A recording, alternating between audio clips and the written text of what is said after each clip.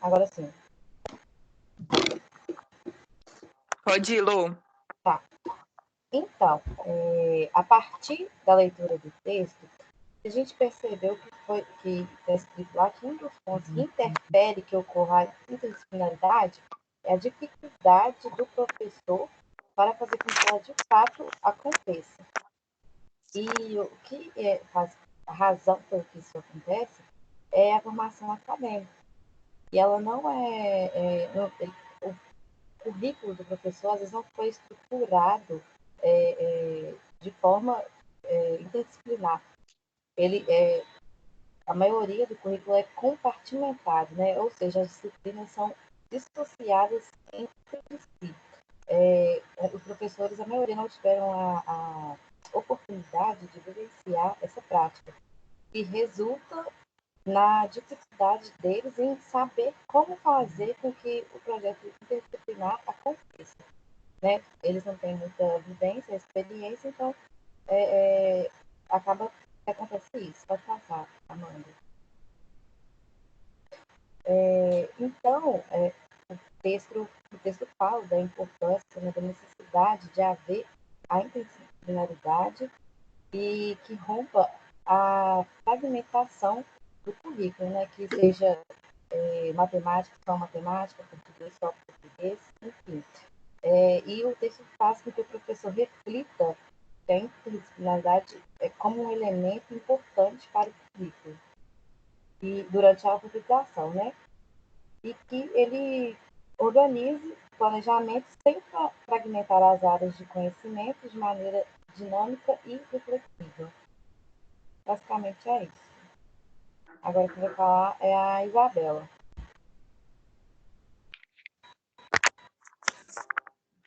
Agora eu vou mostrar para vocês. Tá dando, todo mundo tá dando para me escutar, gente? Sim. Tá me escutando? Aqui sim. Tá. Sim, Isabela, seu áudio está ótimo. Agora eu vou mostrar para vocês dois exemplos de dois quadros de uma professora. Ela é alfabetizadora, né, de uma turma do primeiro ano. E ela atualmente trabalha em uma escola estadual no estado do Amapá. E ela tem como objetivo de trabalhar as áreas de conhecimento de modo integrado. Pode passar, Amanda. Como vocês podem ver, são dois quadros. Acho que não vai dar para vocês verem direito, mas eu vou explicar. É um quadro dois quadros que é uma rotina de cada dia. E nisso tem um plano de aula de cada dia. Nisso a professora trabalhou com eles. Isabela, posso dar uma sugestão? Podia aumentar a tela um pouco? Teria como aumentar? Professora, foi isso que eu precisa aumentar a tabela, não. Isso aí, isso. Espera aí, vou ajustar. Ótimo, porque aí a gente consegue ver melhor. Tá. Melhorou? Ainda não está dando para ler, não. Mais um pouco. Aumenta um pouco e joga o cursor para onde ela estiver falando. Isso. Vai assim, então. Agora melhorou. Aí, como vocês podem ver, são atividades permanentes, de segunda a sexta. Aí, cada dia, ela fez uma rotina. No primeiro dia, na segunda-feira, ela fez uma leitura, e nisso, logo em seguida, trabalhou em cima dessa leitura atividades com eles, de ilustrações, passou um para casa sobre isso. Na terça-feira, eles estudaram um poema, e nisso eles fizeram colagens com algodão, né, relacionado a esse poema, que era um poema de nuvens de algodão doce. Na quarta-feira, ela fez uma como que fala? Socialização do dever de casa, que com o que ela passou no dia seguinte, o dever de casa que eles tinham trabalhado, aí no começo da aula eles revisaram sobre os deveres de casa, que aí logo em seguida eles, né, ouviram uma outra história, trabalharam de novo em cima dessa história. Na quinta-feira, eles estudaram matemática, né, que no primeiro ano eles já podem estudar as dezenas, então eles fizeram uma atividade sobre isso e depois, logo em seguida, teve um para casa também. Aí, na sexta, eles chegaram, revisaram o dever de casa, fez a correção, aí teve uma outra história, teve música, teve um vídeo, depois eles desenharam sobre isso. Pode passar, Amanda. Para outro quadro? por outro slide. Ah, beleza. Peraí. E com isso, como nós podemos ver, ela trabalhou diversas disciplinas, né? A língua portuguesa, a matemática e a ciência. Língua portuguesa, porque eles contaram histórias, né? Viram um poema. Matemática, eles estudaram sobre as dezenas. Ciência, eles fizeram um projeto, que eu nem falei, desculpa. Na terça-feira, eles fizeram um projeto da água. Então, entra aí na parte das ciências. E artes, porque eles fizeram ilustrações, fizeram colagens. Então, isso entra essas 4 disciplinas. Pode passar. E com isso, as práticas interdisciplinaridade no ciclo da alfabetização apresentam-se ainda na conjuntura da escola que hoje temos, como no caminho valioso para que a alfabetização e letramento possam ser concretizadas, e através de um trabalho por meio de sequências didáticas, projetos didáticos e rotinas mais flexíveis que criam possibilidades de atividades que podem ser integradas e desenvolvidas nas escolas, pela perspectiva de uma interdisciplinaridade na apresentação de um excelente caminho num processo da alfabetização. Aí agora eu vou passar a palavra para a Amanda Rosa, que ela vai concluir o nosso resumo.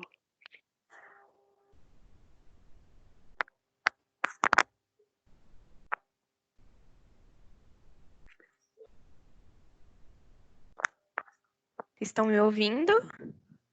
Sim. Sim, estamos. Para te ouvir, Amanda. Para concluir o nosso grupo, o nosso trabalho, nós queríamos dizer que o ciclo de alfabetização é um grande fato importante para a nossa interdisciplinariedade. Aí ele nos ensina a questão do ensinar e o aprender em meio às diferentes saberes.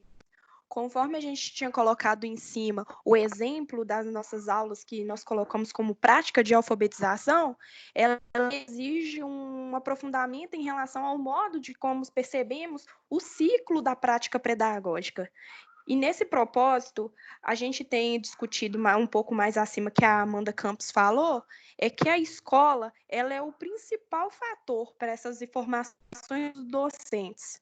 Por isso que eu coloquei como um foco, como para fechar o nosso trabalho, que ainda na parte da área de alfabetização há muitas lacunas entre as teorias e as práticas pedagógicas até hoje.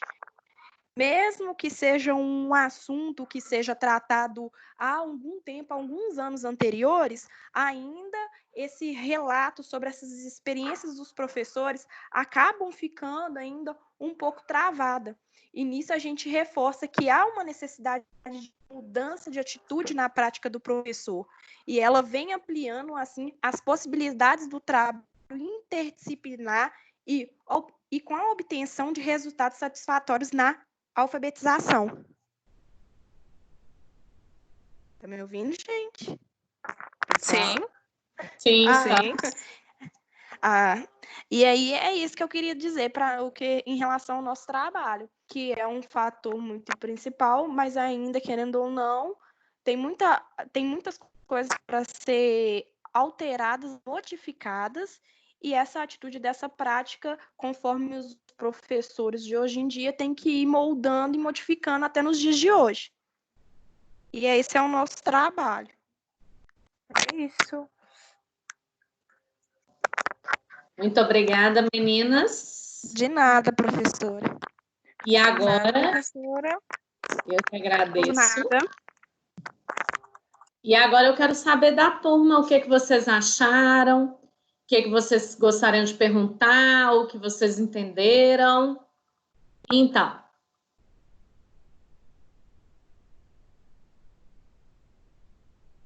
Turma, vamos lá, é uma discussão. Ô, professora. Sim. Sabe que eu fiquei meio perdida? Na verdade, mas eu queria que a Amanda me explicasse alguma coisa de novo. Quando ela falou, eu não entendi muito bem, sabe a relação de disciplina?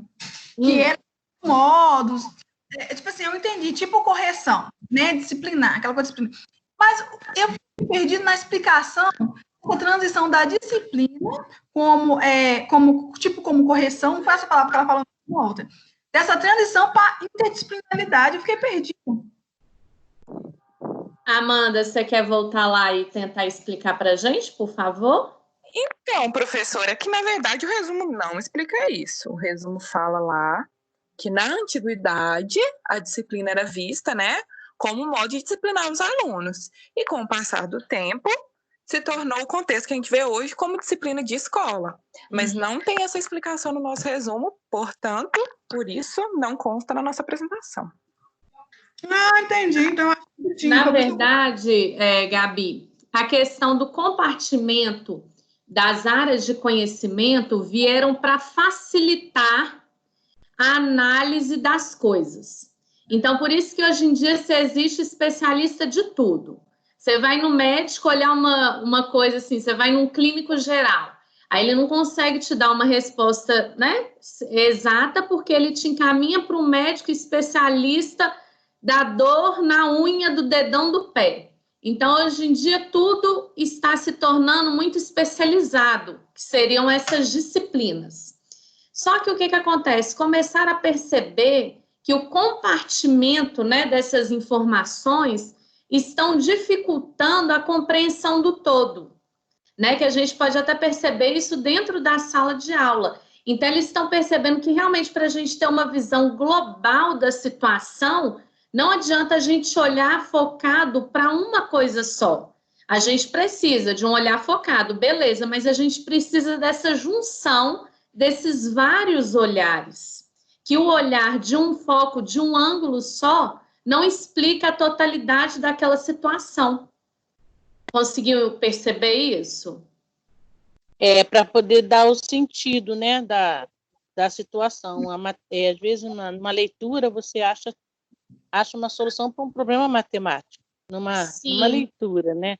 Então, unindo tudo, dá sentido de um modo geral, não é isso? Exatamente. Igual eu vi que você, me parece que o seu TCC é na área da surdez, né? Da deficiência auditiva.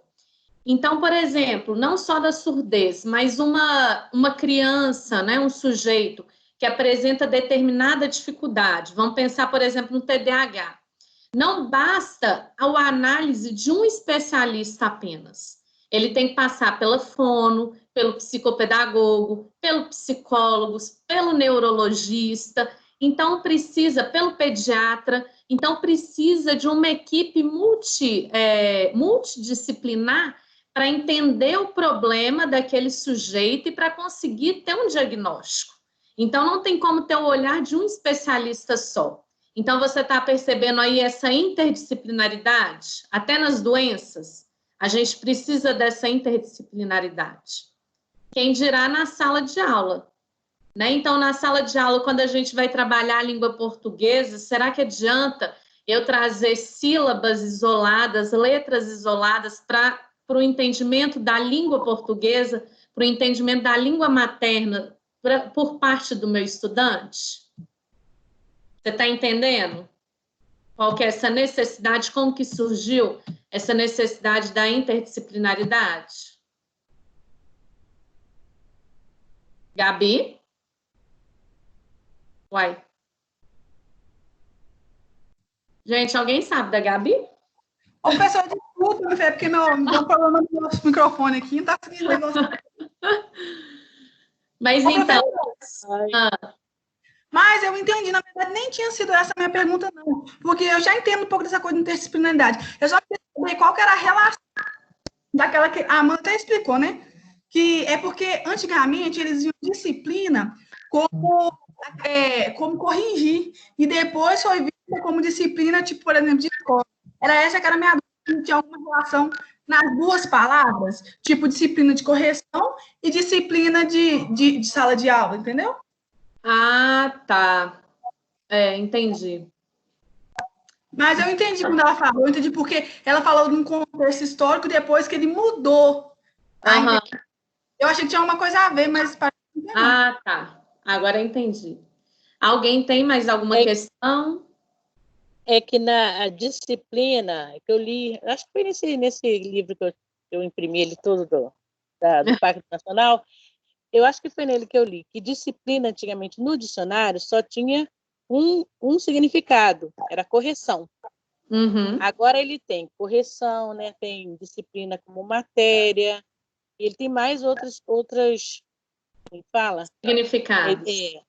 Outros significados. E quando no início ele era só tinha um significado.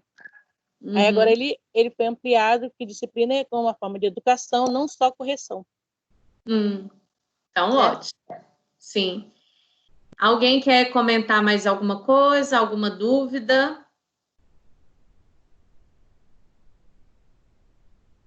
Bem, então eu tenho algumas questões, não só para o grupo, mas para quem quiser responder também, para a gente pensar juntos aqui. Então, pensando não só no que o texto traz, mas nesse conhecimento que você já tem adquirido nas práticas de vocês mesmos, dos estágios, das disciplinas que vocês têm assistido, né? Então, por que a dificuldade de se efetivar a interdisciplinaridade? Alguém Professora, eu queria falar. Responder? Eu, Amanda, que apresentei. Sim, pode falar, Amanda. Professora, eu acredito muito, quando a gente estava lendo o texto para fazer o trabalho, eu acredito muito no que fala do texto, que a gente, como professor, eu acho que antigamente era até mais. A gente tem uma formação bem separada, assim, né? Em contexto de matéria. A gente tem uma disciplina para alfabetização, tem uma disciplina para matemática, uma disciplina para ciências, e a gente não tem uma disciplina que ensina a gente a fazer uma junção. Ensina, né, em termos altos.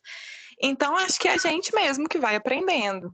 Só que eu acho que antigamente devia ser um pouco mais complicado, porque hoje em dia a gente tem muito mais acesso à internet, acesso a outros colegas, a gente tem um contato muito direto com o professor. Então, eu acredito que hoje em dia seja muito mais fácil. Então, eu acredito que daqui para frente, esse trabalho interdisciplinar vai só melhorar. Porque a tendência é que os professores acadêmicos levem mais isso para a sala de aula. Conforme eles vão praticando na sala deles, eles vão levar isso para a gente que está formando.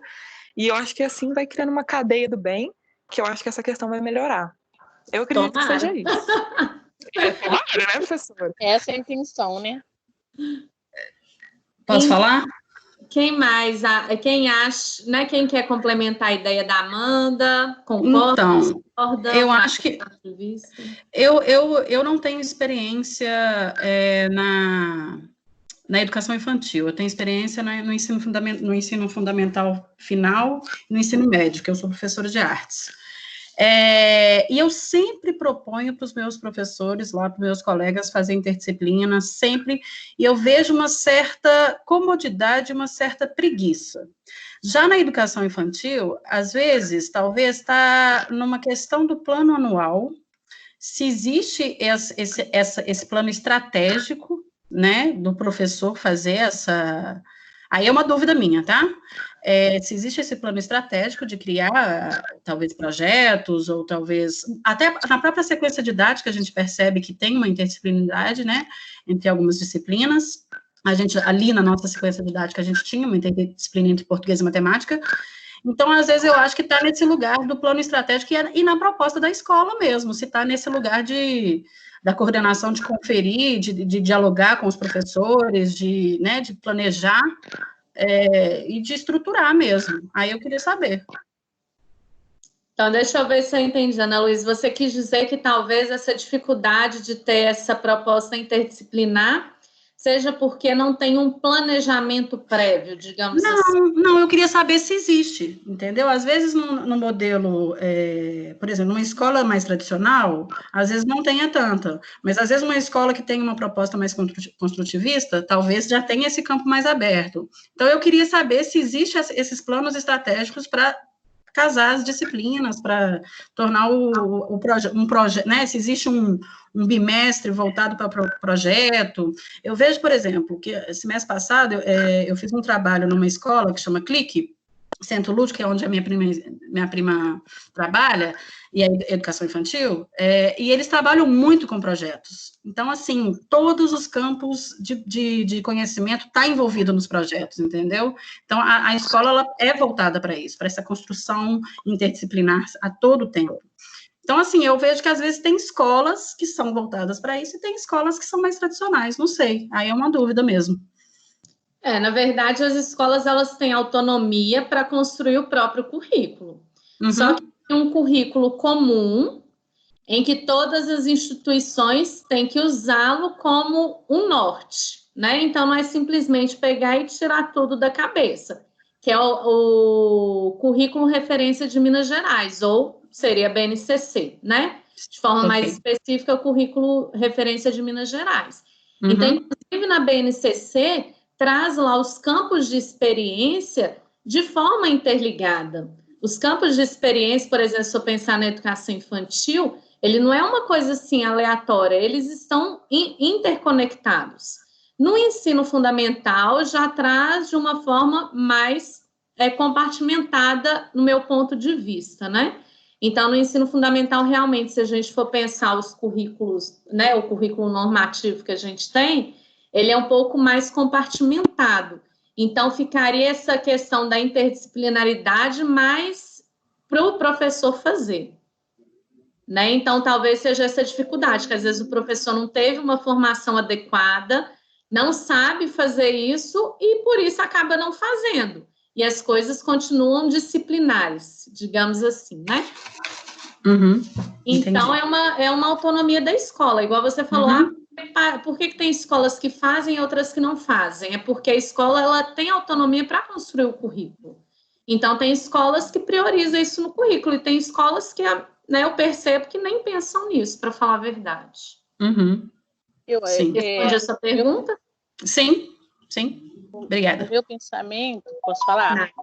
No meu pensamento, eu acho, assim, como falou, tradicional e tudo, eu acho que muitos professores, eles não se interessam em se reciclarem, em se atualizarem. Aí é por isso que continua aquele mesmo método, como você falou, depende do professor. Ele vai criar aquela interdisciplinaridade, ele vai criar uma situação, que é ele que vai passar o ensino dentro da sala de aula. Então, isso é um problema exclusivo do professor. Eu penso, não sei se eu estou errada. Então, se ele não procura se reciclar, não procura se atualizar, vai continuar naquela mesmice até ele se formar, ele sair dali e esperamos em Deus que entre uma mente mais aberta, né? Eu penso que seja isso, a falta de interesse de se reciclar, porque hoje em dia é muito mais fácil, né? Hoje em dia, um professor entra na internet e vê o que está acontecendo, o que tem de novo, sem ele precisar sair de casa. Então, se ele tiver interesse, ele consegue mudar muita coisa, né? Mas se não interessar, não continua naquela mesma mesmice, porque para ele está no fácil. Estou certo ou estou errado? Não, Carla, concordo com tudo isso que vocês falaram, né? Então, a gente percebe que muito tem a ver, inclusive está lá no texto, falando sobre essa formação do próprio professor, em que muitas vezes ele nem fala-se nisso, interdisciplinaridade, multidisciplinaridade, dentro do currículo da formação do professor, do docente, não tem isso. Então, isso é algo, assim, preocupante, né? Se ele não é formado para isso, como que ele vai chegar dentro da sala de aula e desenvolver uma proposta interdisciplinar se ele nem sabe o que é isso? Né? Então, é complicado. E uma outra situação também que eu vejo, e que foi por isso também que eu pedi para vocês fazerem a autobiografia, é que muitas vezes é a forma também como o professor aprendeu. Então, por mais que ele vá à faculdade, veja métodos inovadores, formas legais de dar aula e tudo, quando ele chega na sala de aula, muitas vezes ele acaba reproduzindo a forma como ele aprendeu lá na infância, no ensino fundamental, ou se for professor, né, de ensino médio. Então, por isso que a gente tem, o professor ele também tem que se conhecer para não ficar simplesmente reproduzindo as coisas. Por isso que o processo de avaliação, não só do estudante, mas do professor, de se autoavaliar, é muito importante. Então, terminou a minha aula, eu tenho que pensar, gente, o que eu fiz hoje? Será que essa intervenção que eu fiz foi adequada? Será que isso realmente foi interessante para os meus estudantes? Eu alcancei os objetivos que eram propostos para essa aula ou não? Então, essa autoavaliação, esse autoconhecimento do professor, ele também faz toda a diferença para ele perceber esse trabalho que ele está desenvolvendo, né? Então, o professor também ele tem que se conhecer. Alguém mais quer complementar com alguma ideia sobre isso? Sobre essa dificuldade de efetivação da interdisciplinaridade? Professora, Oi. a gente teve uma matéria no semestre que a Ada, a professora Ada, e acho que foi a Ana Carla, se não me engano, também as duas estavam dando praticamente o mesmo tema. E aí estavam confundindo um pouco a gente, a turma, sabe? E aí foi legal que elas sentaram, conversaram e começaram a trabalhar juntas com a gente, sabe? Então, fluiu muito mais nas duas matérias do que se, tipo, a Ada tivesse falado, não, o meu jeito é o certo, e a Ana tivesse falado, não, o meu jeito é o certo. A gente ia continuar perdida. E elas trabalharam juntas. Achei que foi muito legal, muito produtivo para a turma toda, sabe? Então isso é ótimo, né? Quais eram as disciplinas? Ai, professor, não vou lembrar, não. Mas eu lembro, não sei se a Gabi lembra. As meninas lembram o nome das matérias. Mas foi Era português e didática. Isso, foi muito legal, professora. Uma estava dando português e a outra estava dando didática? Isso. Entendi. Se complementam, né, assim. Interessante. Mas que bom que elas usaram dessa metodologia, que foi uma forma também de vocês perceberem esse movimento interdisciplinar, né? Então, mais uma pergunta, então. Como mudar a prática do professor?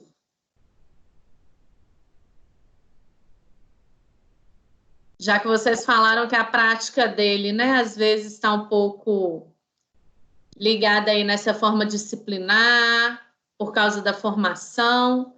Então, como que a gente vai mudar essa prática? Inovar. Eu acho que deveria ter um curso de reciclagem. Deveria ser o quê?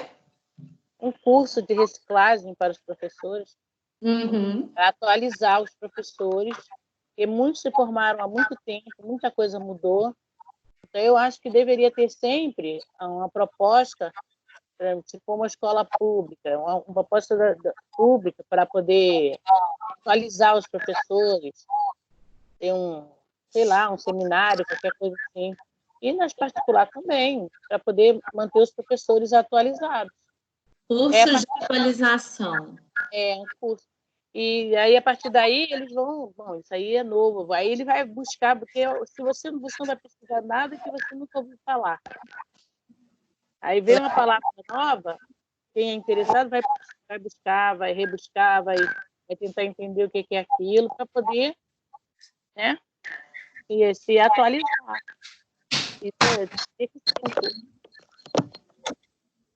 Alguém tem outra sugestão, além dessa que a Marilda trouxe? Eu acho que tem que partir do próprio professor, da vontade dele de mudar, entendeu? Se ele vê que está tendo algum problema na forma dele ensinar, né, ele tem que buscar, aí vai buscar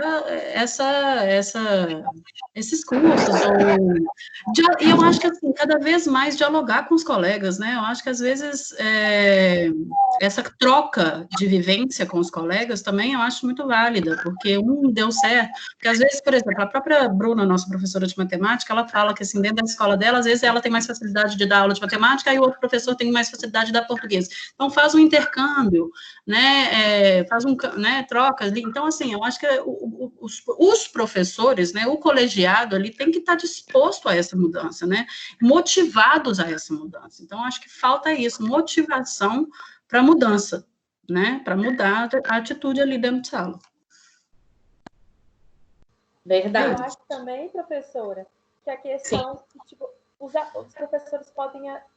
Um professor pode até querer um ou outro, mas eu acho que se a coordenação dos professores, aquele que está, né, assim, coordenando os professores, ele não abraçar a ideia e realmente não incentivar o grupo de professores a estar se atualizando, a procurando coisas novas, a coisa não vai fluir. E eu penso assim, até a gente sempre conversa lá na sala, a gente tem muito medo de sair da faculdade porque a gente quando a gente vai sair da faculdade com a cabeça toda fresquinha, com ótimas ideias, e vai entrar no mercado de trabalho, que a gente sabe que já tem uma turma que está desmotivada.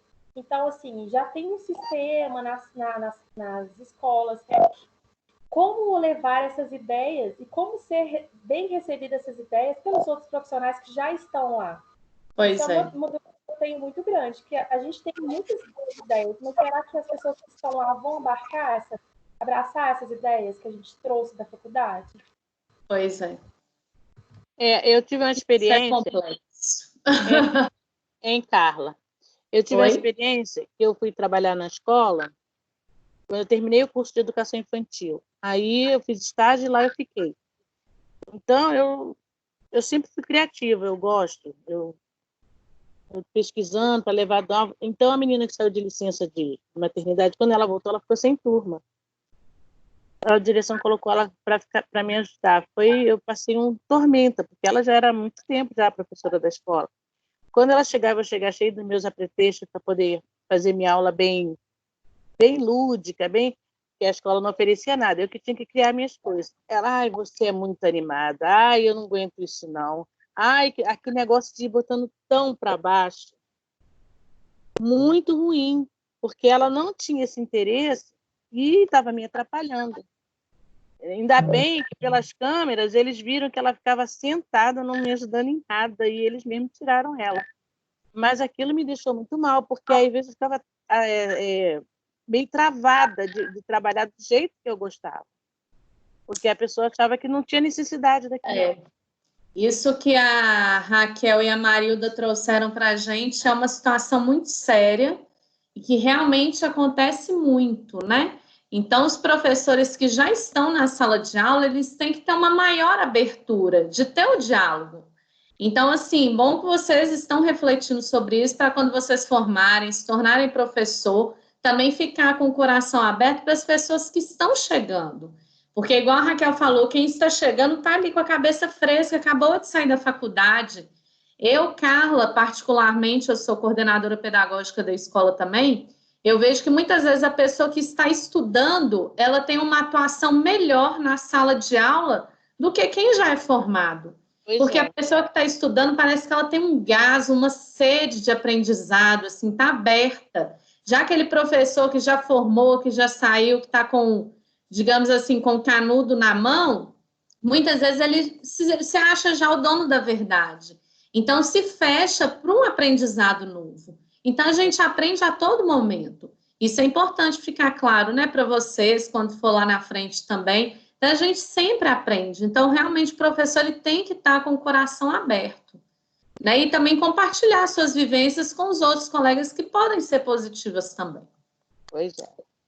Alguém quer comentar alguma coisa sobre isso ou a gente pode ir para o próximo texto? Então, obrigada, grupo. Muito boa apresentação. Percebi que vocês se prepararam muito bem. Muito obrigada. E agora, o grupo 8.2, que é o grupo da... Vamos ver. Só um minutinho. Grupo da Ana Beatriz, do Antônio, Marilda, Raquel, Silvia e Sônia. Então, vamos lá? Silvinha começa. Isso. E eles ficaram com o texto do Pacto Nacional pela Alfabetização na Idade Certa, o tópico Jogos na Alfabetização Matemática.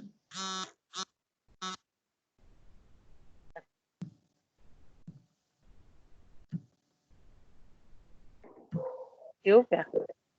Pode começar, viu? Ouvindo, tá? Estou. É porque minha internet está meio ruim. Caindo aqui.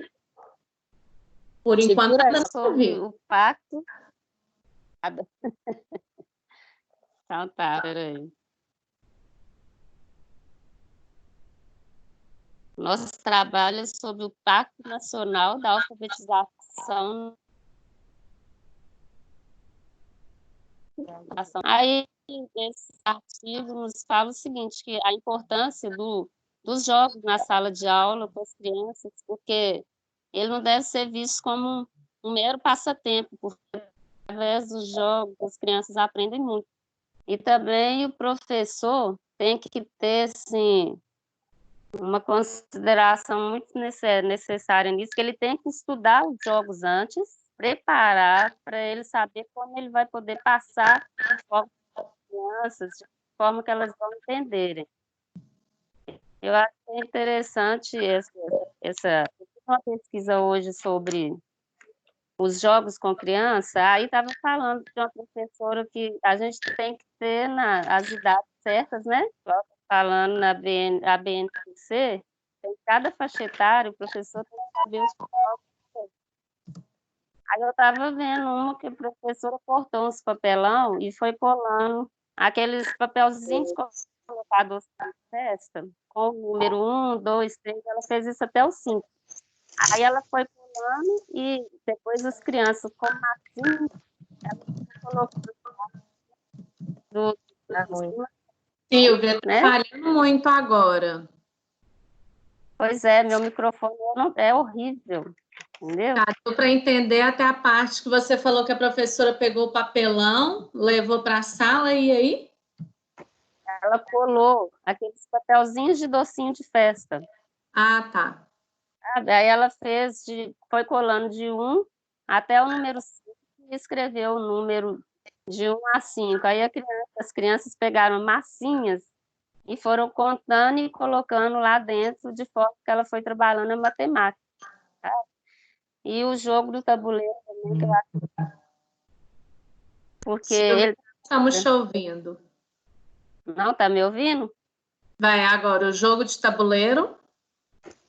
Eu achei super interessante, né? Porque lá fala que quanto mais cedo começa a trabalhar no jogo do tabuleiro da criança, ela tem mais facilidade no raciocínio, ela tem um foco maior, e a concentração mais ativa.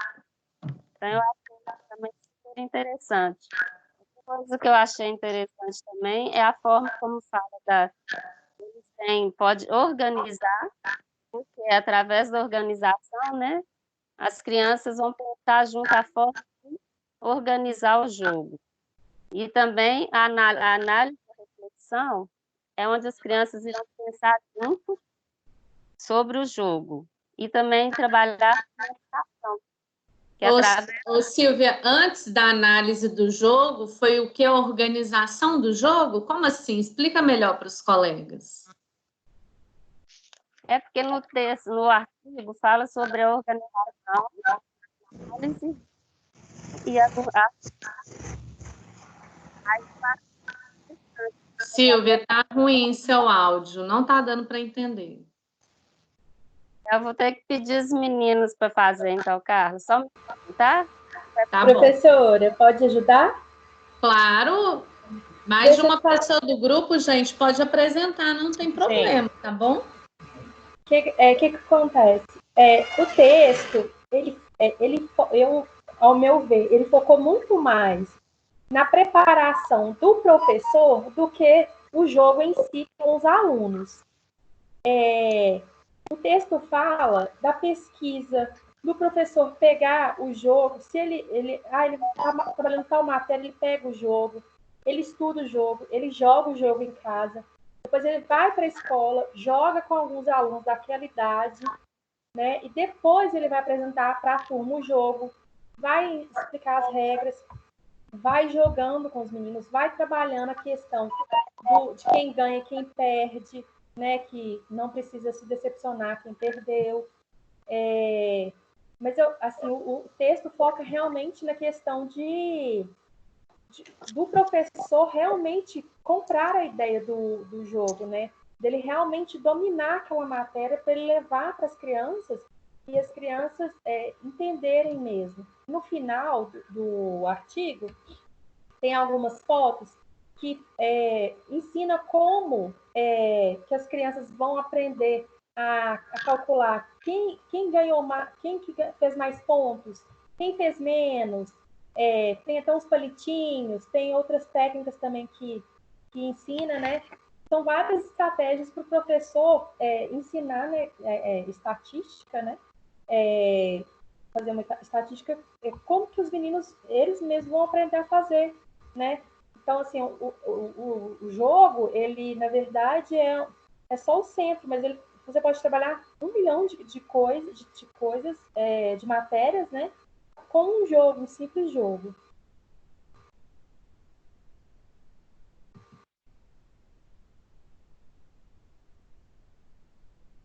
Alguém mais do grupo vai trazer alguma contribuição? Pensando sobre o jogo? É que eu estava falando, mas meu microfone estava fechado. Ai, comigo. Então, vou voltar a falar. Eu estava falando, mas o meu microfone estava fechado. Não tinha visto. Então, avaliar o aluno na situação de jogo.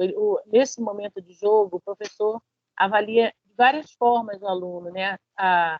Como o aluno está se relacionando com o grupo, o jogo, a postura dele, né? Se o jogo interessa ao aluno. Se ali, às vezes, é uma atividade que, às vezes, ele faz uma atividade de conta, um exercício.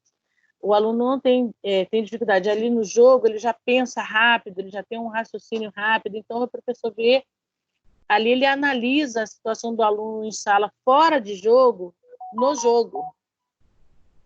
Com as matérias, o professor consegue analisar qual a dificuldade que o aluno tem. Porque, às vezes, ele não é ruim em matemática, vamos dar um exemplo, em conta e em soma. Porque no jogo ele calcula rapidinho, ele sabe quem está na frente, quem tá atrás, quem é o próximo. Então, ele tem cálculos, reflexos de cálculos rápidos num jogo, que às vezes numa continha, no papel, ele não tem. Então, o professor analisa para ver a forma melhor que ele vai trabalhar com o aluno em sala de aula fora do momento de jogo. Então, ele vê que a criança não é ruim, ele que precisa de uma atenção diferente. E assim, o professor, com o jogo na educação, na alfabetização, né? Ele é muito útil, porque ali a criança tanto pode expressar os números e ser trabalhada a regra do jogo, já uma escrita, né? Vai ser lida a regra do jogo, o aluno vai entender, é um texto, né? Ele vai entender a regra do jogo, ele mesmo, às vezes, o professor deixa que ele explique a regra, o professor lê e manda que eles expliquem para poder ver que eles interpretaram bem o texto. Então, no jogo, se trabalha trabalha a interdisciplinaridade de verdade, né? Porque matemática e português são bem parceiras ali, dependendo do jogo, né? Então, e dependendo do jogo, outras matérias. Mas mais a matemática e o português são bem, bem presentes no jogo por causa das regras, por causa dos números.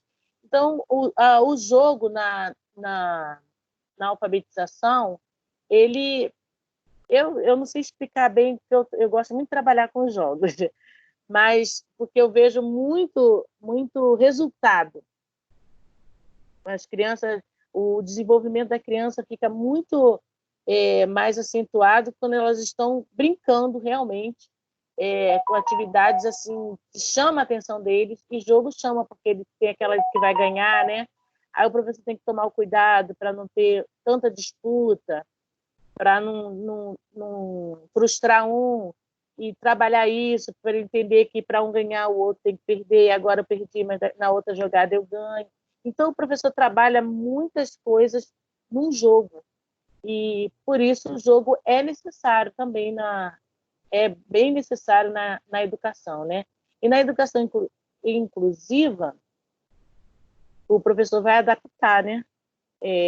Tem as crianças, cada um com a sua dificuldade. Aqui no texto tem o Braille, né, da cego, tem a forma. Eu até gostei porque eu animei, vou até dar uma estudadinha mais sobre o Braille, gostei muito. Então, a forma, o professor vai colocar um jogo de forma que o aluno que não enxerga consiga tocar e sentir os números, sentir tudo. Então, tem como incluir todas as crianças no mesmo jogo.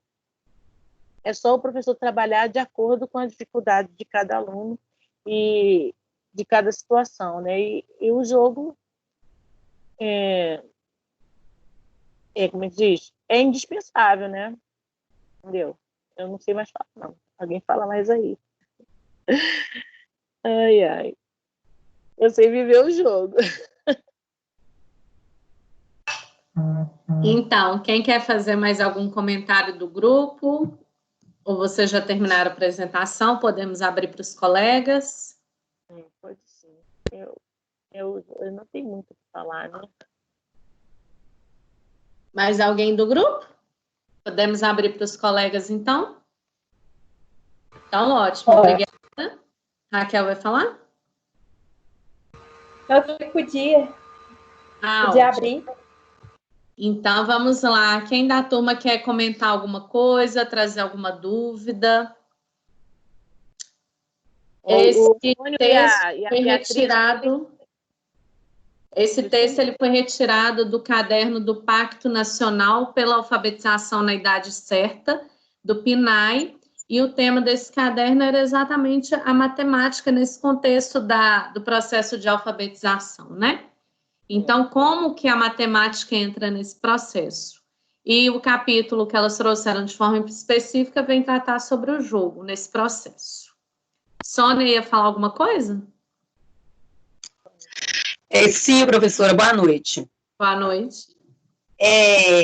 O que me chamou muita atenção aqui é esse detalhe, né, que cobra muito do professor, sim, que para que o ato em sala de aula seja de forma metodológica e favoreça a aprendizagem, é essencial a real intenção do professor, pois sem a intenção, sem essa intencionalidade pedagógica, corre-se o risco de perder toda a potencialidade a intenção do ensino em si, né?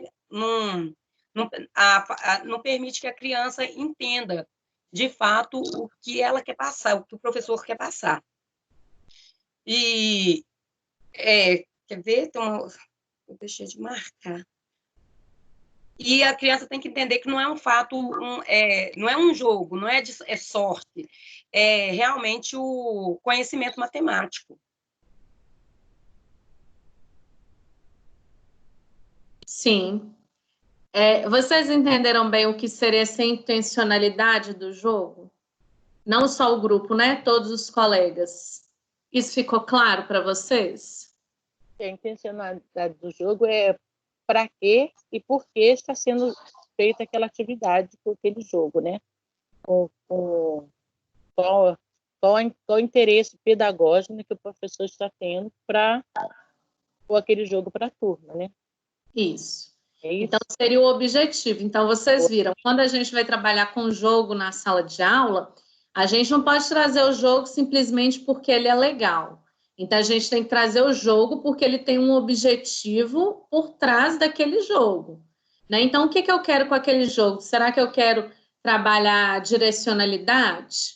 Quero trabalhar o cálculo mental? Ou quero que meu aluno consiga aprender a perder e a ganhar? Então, qual que é o meu objetivo com aquele jogo? Então, não é levar o jogo para a sala de aula, o jogo pelo jogo, simplesmente como uma forma de diversão. Claro, o jogo ele é divertido, ele tem esse caráter lúdico. Só que nós, enquanto professores, a gente se aproveita desse caráter lúdico, desse interesse que as crianças têm pelo jogo, para desenvolver os nossos objetivos pedagógicos, igual a Marilda falou aí.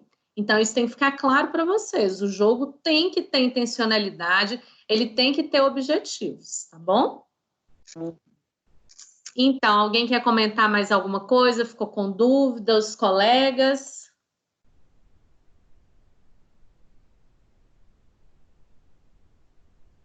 Então, enquanto os colegas vão pensando, eu vou trazer uma pergunta para o grupo, mas para quem quiser responder também.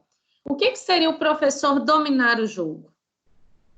Dominar o jogo é ele saber tudo sobre o jogo, ele ter experimentado o jogo, conhecer de fato o jogo para poder levar.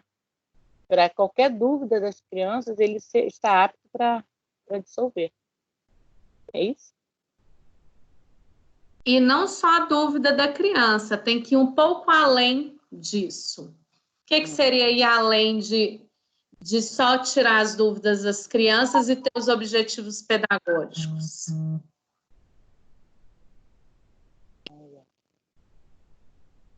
O professor legal, ele tem que dominar o jogo para tirar as dúvidas das crianças, para saber introduzir o jogo, mas o que mais? Não, Enquanto as crianças jogam. Enquanto as crianças jogam. Aí, com isso, ele Professor, conhecer o conhecimento, onde está o conhecimento da criança, em que grau está o conhecimento da criança, daquilo que ele está propondo com aquele jogo, qual a intenção dele com aquele jogo. Rosalina ia complementar alguma coisa? Eu acho que antes dele pensar do professor pensar no jogo, ele tem que pensar na turma dele, para atingir do que a turma está precisando.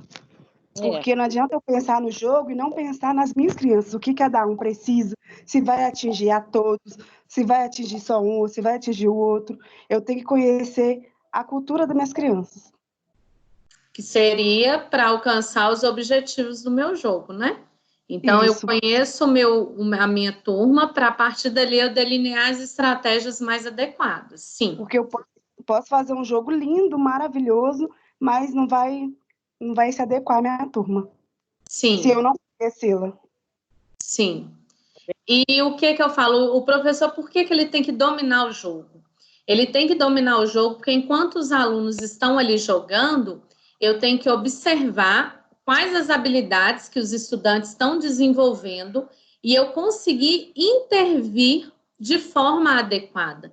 Então, enquanto os meus alunos estão jogando, eu tenho que ir passando pelas mesas e fazendo intervenções. Então, por que essas intervenções são fundamentais? Para eu alcançar os meus objetivos. Então, muitas vezes, se o professor não faz intervenção, se o professor não domina o jogo, se o professor não conhece o jogo, como que o professor vai intervir de forma adequada? Então, por exemplo, o jogo de xadrez, que é um jogo de estratégia. Enquanto os estudantes estão jogando, eu vou passando pelas mesas e observando as jogadas do meu estudante. Se eu vejo que o meu estudante fez uma jogada X e que ele poderia ter feito uma jogada Y, que ele se sairia muito melhor, qual que é o meu papel enquanto professor de intervenção? Eu ia ali perguntar para ele: ô fulano, ô Joãozinho, por que você jogou assim? Vamos voltar essa peça para o lugar. Olha só o seu jogo. Qual outra jogada você poderia fazer? Então, o professor, para ele intervir, ele também tem que dominar muito bem o jogo. E esse papel da intervenção, muitas vezes, é o que vai fazer o meu aluno desenvolver. Né? Porque se não fosse para o professor intervir, qualquer um poderia dar o jogo, que é simplesmente ler as regras e executar. Então, a diferença do jogo pedagógico é exatamente o papel do professor, de intervir e observar a evolução do estudante, né?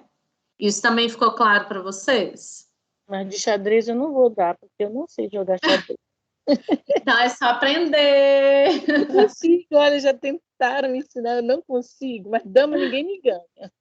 Ah, mas o xadrez é questão de prática. Pois é. Então, alguém quer trazer mais alguma contribuição? Ou podemos passar para o próximo grupo? Carla. Oi, Ludmila? Carla. Sim, estou te ouvindo. Ludmila. É interessante, eu achei interessante a parte dessas meninas do resumo. Eu até lembrei de uma coisa que a gente estudou, porque eu acho assim uma coisa que eu até nem vi as meninas citando, é a questão de unir esses jogos com a tecnologia para chamar o interesse dos alunos, porque hoje em dia a gente sabe que todo mundo vive numa coisa assim, que a tecnologia é a base, né?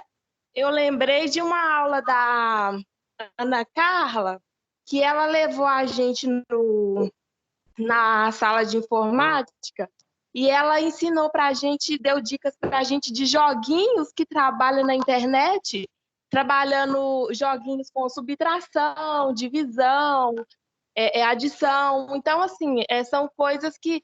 E, assim, ela colocou a gente sentada em grupo e sempre com intervenções, sabe? De olhar o aluno, o que ele conseguiu alcançar, qual que foi a dificuldade. Então, assim, eu acho bem interessante que é uma coisa que desperta também o interesse do aluno em aprender, né? Essa tecnologia também. É claro que hoje em dia tem várias opções, a gente sabe que o importante é usar no dia a dia as coisas que a gente tem, a questão da reciclagem, mas também unir a tecnologia que já faz parte da vida do aluno, né?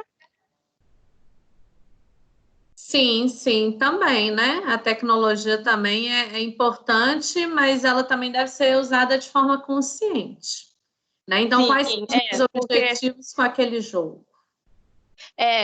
Porque igual na minha época mesmo eu lembro que eu estudava, a gente ia para a sala de informática, assim, só para passar tempo, para ficar jogando lá, não tinha nenhuma intervenção, mas assim, eu achei interessante esse joguinho, é claro que se saber usar de forma consciente, que é uma coisa assim, que desperta muito interesse no aluno, né, e aprende ao mesmo tempo.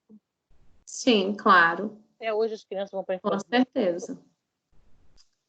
E então, ótimo comentário também da colega. Obrigada pelo grupo, então, pela apresentação. E agora vamos para o grupo 3, que seria... Deixa eu abrir aqui o arquivo. É nóis. Deixa eu... a gente também fez um documento aqui no Word. Deixa eu tentar compartilhar aqui.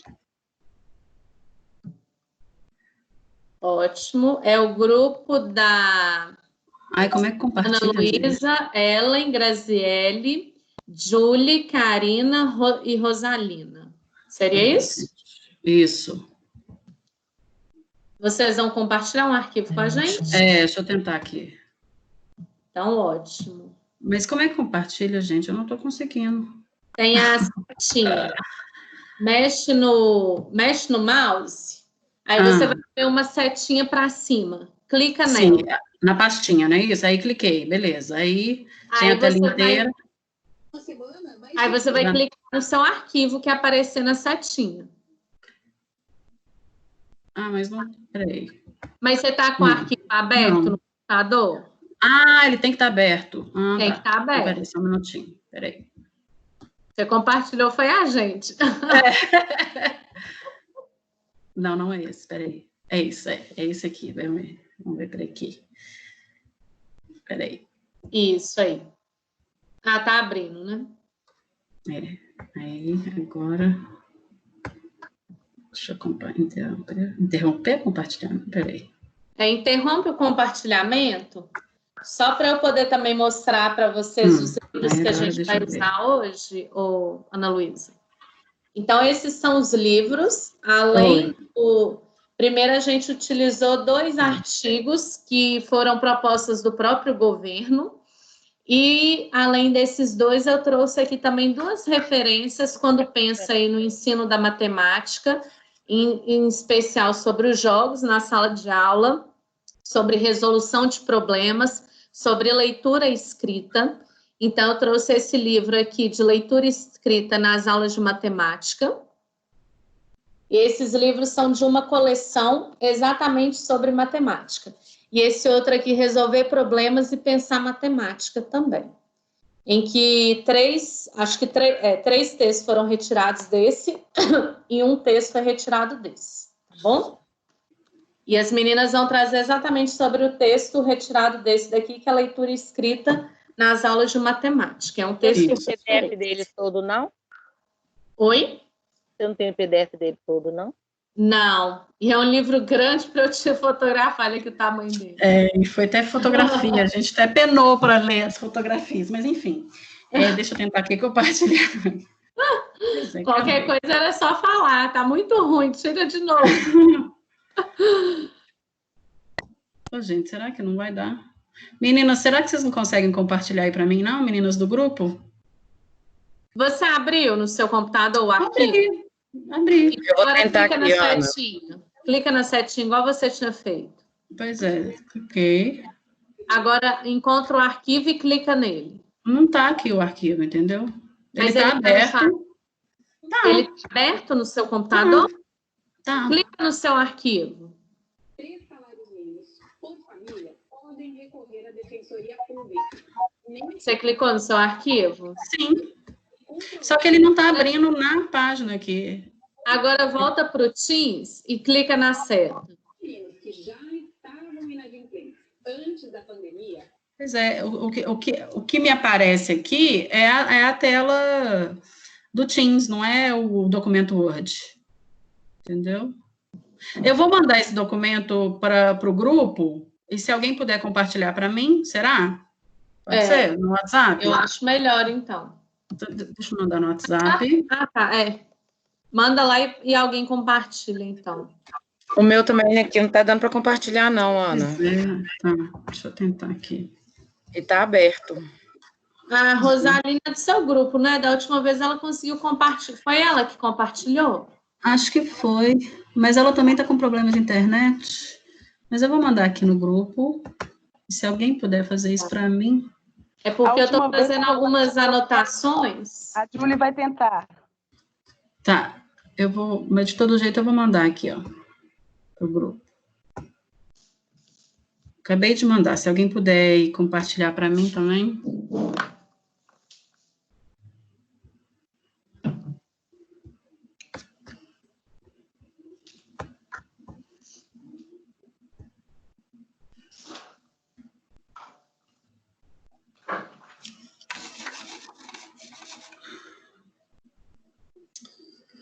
Depois eu vou estudar direito esses esquemas aí.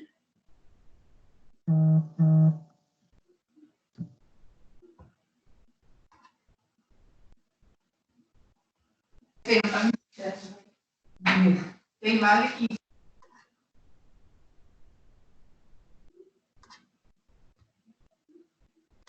E aí, gente, alguém conseguiu?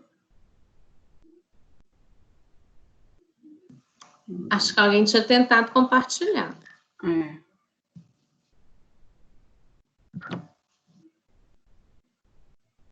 Também se alguém, o documento tá lá, se vocês quiserem também seguir por ele. Aí, ó, isso. Tem o resumo do autismo, mas é a apresentação. Apresentação. Quem está fazendo o compartilhamento? É ela? Eu acho que é Aí tem que abrir o documento, a apresentação.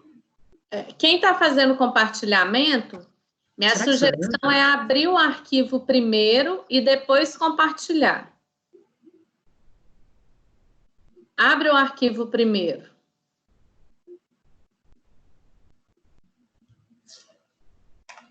É Ellen que está fazendo? Apareceu alguma coisa aí para vocês? Apareceu a sua pasta. A sua pasta aberta. Agora você tem que abrir o documento. Quem está falando isso? Ellen. Ellen, é a Ellen. Ô, Ellen, fecha, tira o modo de compartilhamento. Ou se alguém quiser que compartilhe, eu compartilho aqui também. Isso. Ô, Ellen, o arquivo está aberto no seu computador? Tá. Tá, agora sim, você clica na setinha e clica no arquivo. Aí aqui o arquivo que aparece para mim é área de trabalho janela. Aí eu clico em cima dele, não me aparece mais nada. E ele tá do lado aqui do Teams. Ele tá aberto? Tá. Tá, então clica nele aberto e depois clica no Teams.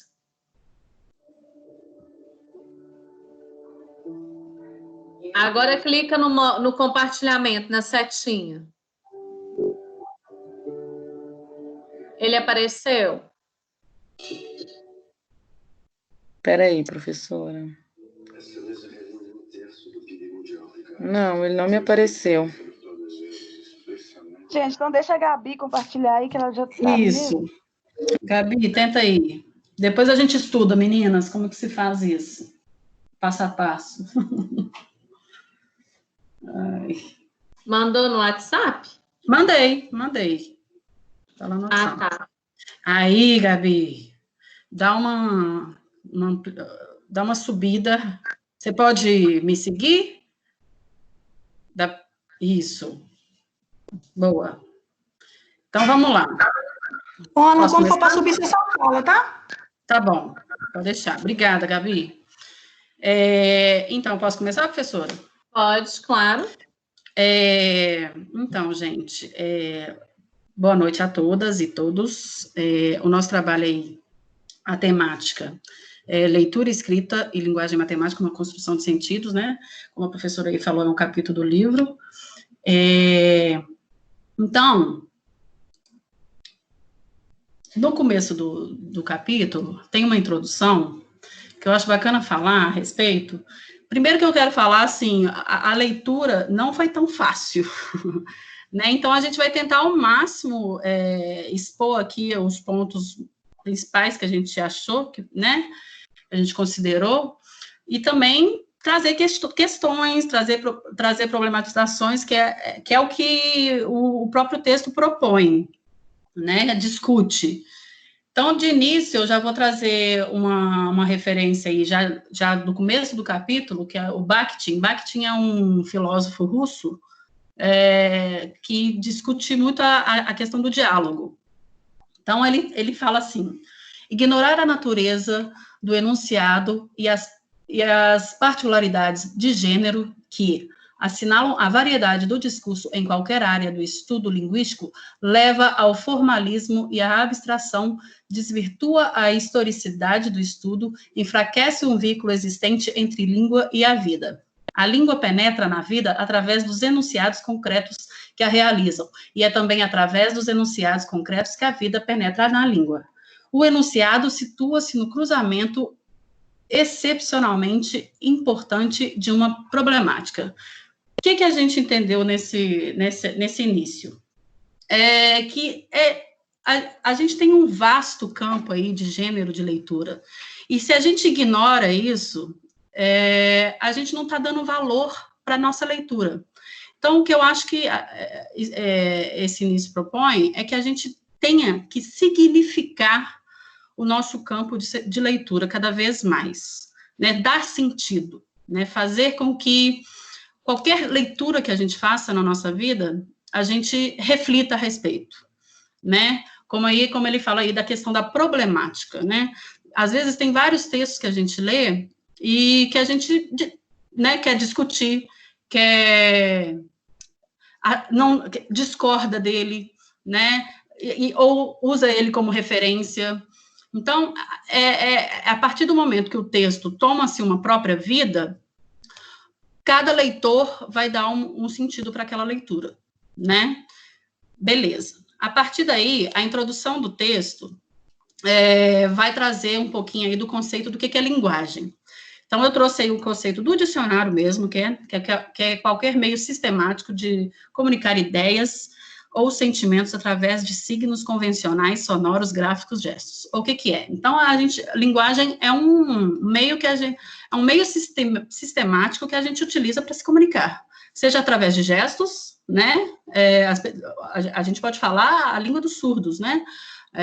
Eles comunicam através dos gestos, seja dos meios sonoros, a música, por exemplo, ela comunica, seja do meio gráfico, né? Da escrita mesmo.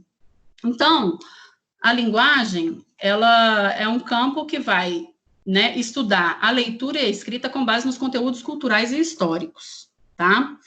Então, já no início do capítulo, ele vai dividir alguns tópicos, né? Então, no primeiro tópico aí, a leitura e a escrita em diferentes tempos e espaços, que aí ele vai trazer uma questão...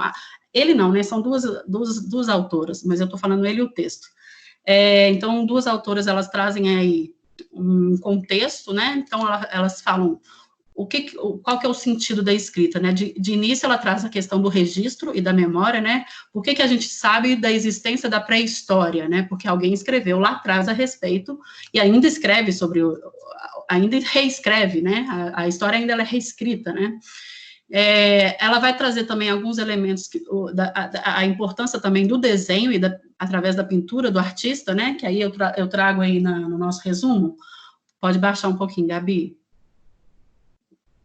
Que a gente vê a imagem aí, que no texto, ela está em preto e branco, então eu peguei essa imagem recortada aí do texto, que é uma imagem impressionista, só para a gente entender o que é o impressionismo. O impressionismo é um movimento artístico anterior às vanguardas artísticas. A gente olha aí, a pintura foi realizada em 1889, né, no período histórico moderno.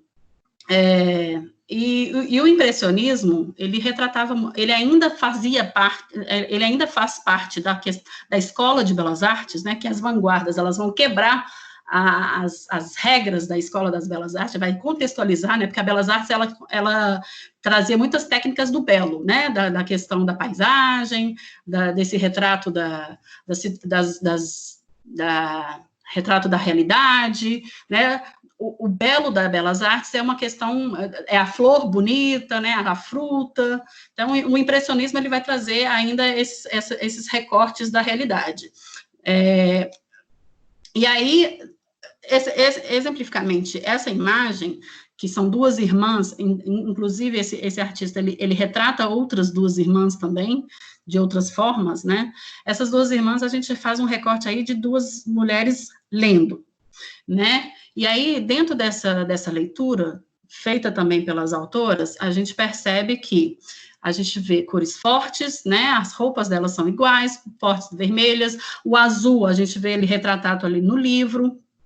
Vocês veem uma corzinha azul no livro, né? Do céu azul. Então, a gente já vê um diálogo do artista já pensando ali no movimento expressionista, que já é um movimento de vanguarda. Pode descer, sobe um pouquinho, Gabi, que ainda eu preciso falar ali. Mas o que ele quer falar? Que o desenho, ele vai trazer movimento para a escrita, né? O desenho, ele ressignifica a escrita, ele dá já uma dimensão, porque geralmente quando a gente está fazendo uma leitura de um livro, a gente parte para a imaginação. Já o desenho, não. O desenho, ele já significa já o que está ali, né, contextualizado na leitura. Então, é essa representação, querendo ou não, a gente pode escrever, né, o que se há numa pintura. Beleza. Aí, a partir daí, o texto, ele contextualiza historicamente a participação da escrita. A gente vai perceber que ali na pré-história, a gente tem aí resquícios, né, de símbolos, a gente tem apenas hipóteses, né, do que eles simbolizavam. Muita gente compara hoje com os emojis que a gente tem na nossa cultura, né? Então, o que eles propunham naquela época, né? Demarcação de território, eles queriam fazer contagem, ou eles queriam fazer uma estratégia de caça, né? E aí, a partir daí, a gente tem a Idade Antiga e a Idade Média. Idade Antiga, a gente pode pensar aí no Egito, na Grécia, Roma e Mesopotâmia. Mesopotâmia são as áreas ali, os países árabes, né? Então, a gente já vê que a escrita... Então, a gente está falando do período pré-histórico. Pré-histórico não existia escrita. Então, já na Idade Antiga e Idade Média, já existe a escrita. Né? No Egito, inclusive, eles têm uma própria escrita aí que até hoje é difícil decifrar. Né?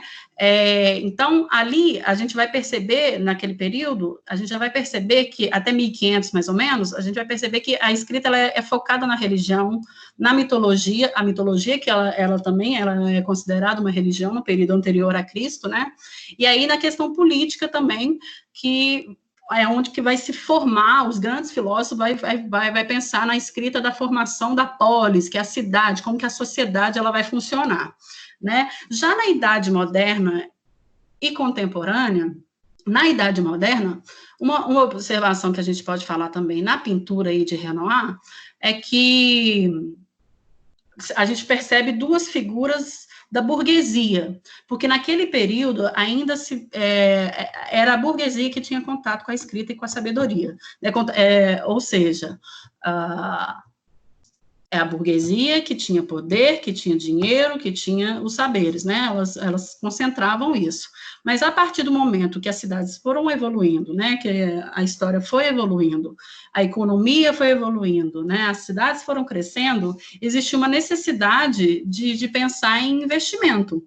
Então, outras pessoas começaram a ter também contato com a escrita. Porém, era uma escrita mais técnica, mais mecânica, não tinha uma escrita muito significante, né? Já na contemporaneidade, que é o período que a gente vive, a gente percebe aí um estudo muito mais vasto, né? um gênero, a gente vai ver um pouquinho mais embaixo aí depois, uma que a gente recortou uma tabela com gêneros e estilos de leitura, e aí a gente percebe um estudo voltado para esse conhecimento aí, né? Então, aí também, no texto, eles vão falar dessa finalidade da escrita, né? Narrativa, relatar relatos, né? Saberes, aí são as ciências biológicas, humanas e exatas, regras de comportamento, leis, né? E no final desse subtema, eles vão fazer, eles vão questionar os estudos da matemática, né? Se atentando ao letramento matemático na formação dos estudantes. Tá? Então, aí eles falam que, a partir de 1990, começa a se estudar a respeito sobre devido à dificuldade dos estudantes entenderem a matemática, né, de compreenderem, eles vão começando a perceber da importância desse letramento matemático. Gabi, pode baixar, por favor. Meninas, se vocês quiserem falar alguma coisa, podem falar. Pode baixar, Gabi. Gabi? Beleza, aí o próximo tópico, a gente fala da língua materna e linguagem matemática, uma relação de convergência e complementaridade. Então, Oi. Deixa eu só complementar um pouco a sua ideia, porque realmente esse texto é um texto assim, mais complexo. Mais longo. E ele traz muitos elementos, muitas coisas. Então, só para ressaltar aí, nessa primeira parte, o que é o mais assim, importante da gente entender? Dessa necessidade de dar sentido à leitura e escrita. Por isso que traz aí também essa questão do uso dos gêneros textuais. Por quê? Porque essa leitura e essa escrita, ela tem que ser desenvolvida de uma forma contextualizada. Então, aí também ele traz a questão da linguagem. Então, a linguagem é uma forma de comunicação. Por isso que a gente fala muitas vezes, por exemplo, linguagem matemática, em linguagem musical, não tem lá as múltiplas linguagens de Gardner. Por quê? Porque a música, a matemática, elas também comunicam, né? Então, é nesse sentido que ele traz aí a palavra linguagem, no sentido de comunicação, tá bom? E depois vai trazer também essa questão do letramento matemático. Então, não só o letramento, né? A Ana Luísa ainda vai trazer esses termos, mas não só o letramento da língua materna, que é do português, mas é um letramento da matemática também. Então, é entender esse uso da matemática, não só do português. Então, pode continuar, Luísa. Sim, depois eu vou mais, porque são 6 subtítulos, e aí vai aprofundar um pouquinho mais nesse quesito aí, mas foi bom ser... porque é a introdução, né, do trabalho, enfim. Então, aí, já o outro subtítulo, a gente tem a língua materna e a linguagem matemática, em relação à convergência e complementaridade. Então, quando a gente fala da língua materna, a gente está falando da nossa língua portuguesa, né? E essa linguagem matemática, não, tá, gente? Matemática. E essa linguagem matemática, a gente vai entender que não só a linguagem matemática, como os vastos conhecimentos, elas têm uma particularidade, porém, ela está dentro da língua materna, né? Então, a gente percebe aí, por exemplo, o primeiro tópico, né? A gente vai, o texto vem falar que no ensino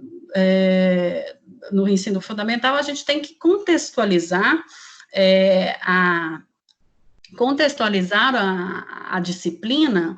Por quê? O que acontece? Eu percebo assim, por exemplo, eu que questionei aí a questão do livro didático. Será que os livros didáticos de matemática, eles estão contextualizados na realidade, na vivência dos alunos?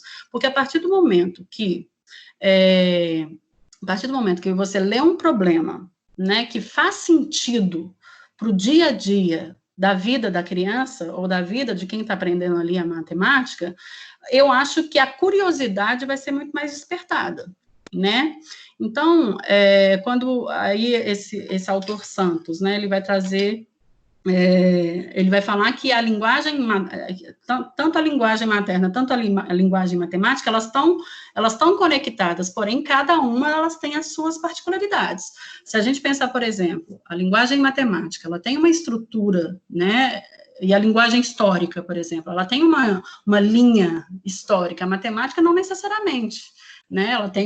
Ela tem uma sequência didática, sim, porém ela não tem uma linearidade histórica, por exemplo, né? Mas a linguagem materna, ela abarca, porque, por exemplo, se a gente dentro da linguagem materna, dentro de um texto, a gente percebe que tem números, a gente percebe a própria problematização, e isso é muito legal falar, porque a gente está aprendendo na disciplina de matemática com a Bruna, a problematização, que ela não é exclusivamente cálculo, né? Problematizar é muitas vezes raciocinar, é criar hipótese, é deduzir, né? E muitas vezes a minha resposta não é igual à do outro colega, porque às vezes eu tenho, e a minha resposta e a do colega, ela pode estar correta, porque são hipóteses, né? Então, diante disso, essas problematizações, né, a matemática, é perceptível que o letramento matemático, ela está totalmente inserida na nossa linguagem, no letramento universal. Não sei se eu posso falar isso, professora. Não é um letramento universal, mas é um letramento mais complexo, né? Um letramento, não sei se eu posso falar esse termo, mas eu acho que todo letramento para a vida. Isso, o letramento da vida, né? Então, eu acredito que todos os conhecimentos é possível estar inserido no letramento da vida, né? E aí, então, o Santos vai falar isso, e o Fonseca, ele vai falar exclusivamente dessa necessidade do numeramento do letramento. Esse numeramento é